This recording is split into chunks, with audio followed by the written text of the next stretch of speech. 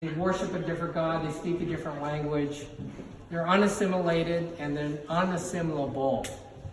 They're not American, they're not part of us, therefore they're prone to being disloyal. And these three guys think that the Supreme Court is going to give them justice. What happens in the Supreme Court is that the court says, in Fred's case, this is not a case of racial hostility. That would be terrible if it was. This is a case of military necessity. Why is it a military necessity to lock up all these people that you've seen in these pictures? Because the military tells us so. They don't ask any questions beyond that. And, we've got three branches of government. You all know, every civics student knows this. Each is supposed to be co-equal. Each is supposed to be a check and balance on the other. That's the genius of our democracy. Founders of this country designed a system that was designed to thwart the rise of kings and tyrants, each to be a check on the other. But what happens when those branches don't play their role, okay? The Congress passes Public Law 503, which, as we talked about, is an absurd law. There's no way you can comply with that law. The courts basically defer to the will of the military. They ask no questions. They bow to the executive branch. And the result is a civil liberties disaster. Okay.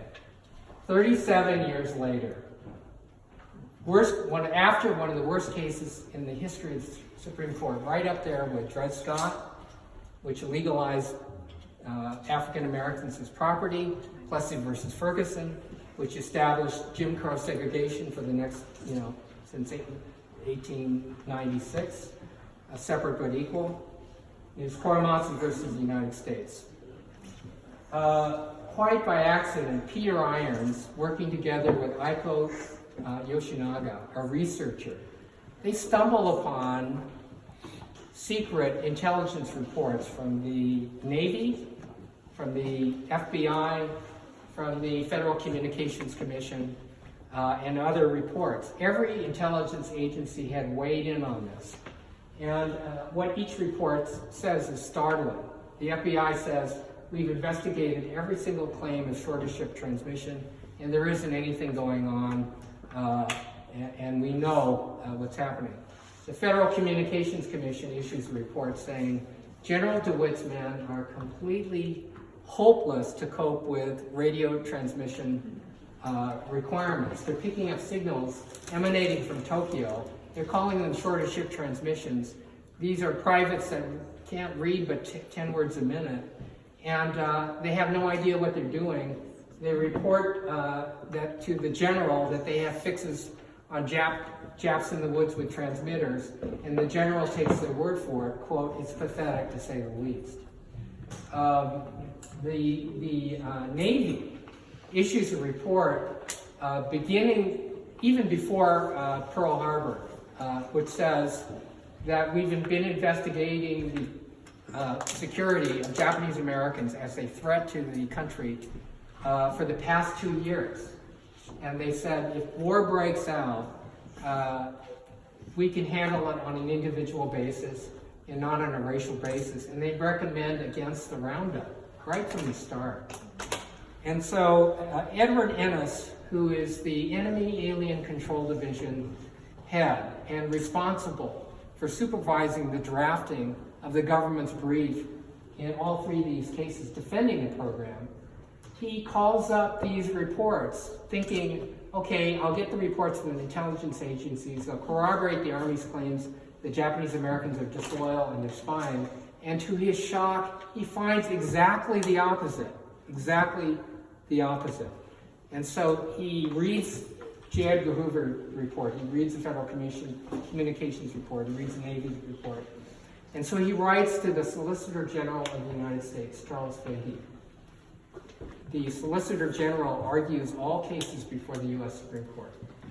And he says, we now know the official position of the Navy, which had primary jurisdiction over national security regarding Japanese Americans, recommending against this mass roundup. It occurs to me that we have a duty to disclose this information to the U.S. Supreme Court. Any other position it occurs to me, would approximate the suppression of evidence. He then looks at the FBI report, and he writes to the Attorney General of the United States, a person by the name of Francis Biddle. And he says, look, the FCC, the FBI are saying, taking positions completely contrary to what the Army is claiming. We've looked into the Army's claims, it's false. What do we do? And he says it's highly unfair to this racial minority, speaking of Japanese, that these lies go before the court uncorrected. This is the only opportunity that this department, referring to the Department of Justice, has to correct these lies. They ignored him. So these memos we found going back and forth between Justice Department lawyers saying, on the one hand, we have an ethical duty not to lie to the court, on the other side saying, you know, it's a fait accompli, all these people have already lost their property, let's keep quiet. That was basically the other side of it. And so Ennis and Burling, a guy named John Burling, he writes in his memo, there's no doubt that the Army's claims are intentional falsehoods, quote unquote. This is a lawyer's dream, folks, you know, when you discover stuff like that. And so they concoct an idea that they're going to insert a footnote in the government's Korematsu brief that basically says, we have in our possession reports from our own intelligence agencies which contradict the Army. Doesn't go into any detail, but basically says to the court, you can't really trust what the Army's claiming. The brief goes to print, and they're printed in booklets. Even today, they're printed in booklets. The War Department, Undersecretary John J. McCloy, finds out about the footnote. He orders the printing presses stopped. We found a memo in the archive saying the printing process stopped at about noon.